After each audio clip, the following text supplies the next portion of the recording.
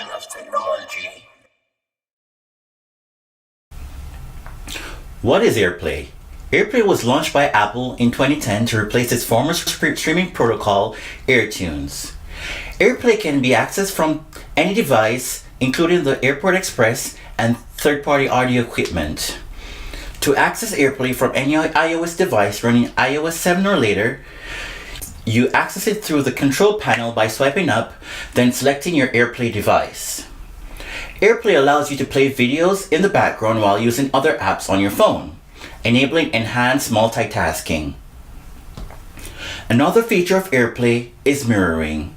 A little-known feature of mirroring is the ability to transform your iOS device into a Wii-like remote or gamepad for games that support this feature.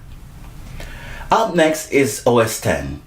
OS X gains system-wide Airplay integration since Mountain Lion. To use Airplay, go into the Settings app and edit your Airplay settings or select your source from the menu bar icon.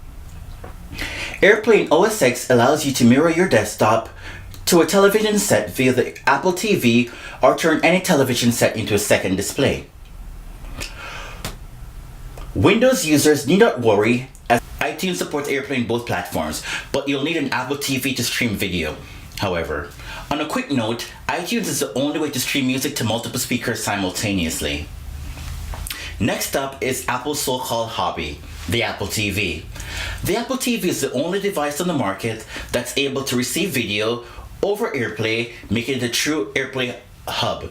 It's also capable of transmitting audio to other Airplay-enabled devices, which is useful for streaming music to different rooms in the house. Last but not least is the Airport Express, which wears many hats. It's a wireless router, range extender, print server that can output surround sound.